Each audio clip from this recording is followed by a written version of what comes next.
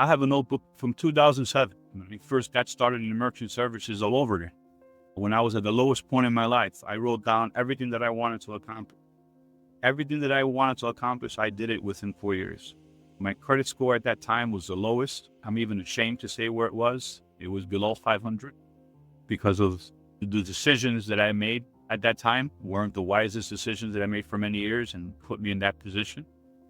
And you know what? Within 4 years, I was able to buy my home pre-construction the way that I wanted and have my credit score at the point where I needed to be able to buy as a first-time home buyer with 3% down. And this is the house that I'm living in. Now I've been able to create the oasis in my backyard that I created for myself 4 years ago. I remember standing in the middle of my backyard saying, man, when am I going to be able to build the backyard with the pool, with the water running, with the hot tub, with the furniture, with the travertine floors, with the landscaping, with the kitchen, with the TVs on the wall, with the lighting and all the great things that I wanted.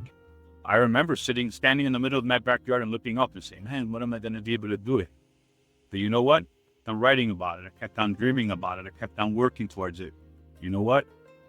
That dream came into fruition. I remember also writing about that I wanted to have a beach house close to the beach.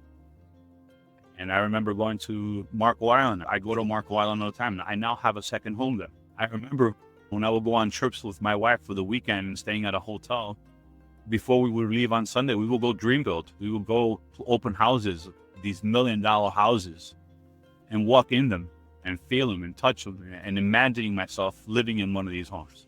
Guess what? 2 years ago, I was able to buy that second dream home and now enjoy it with my family.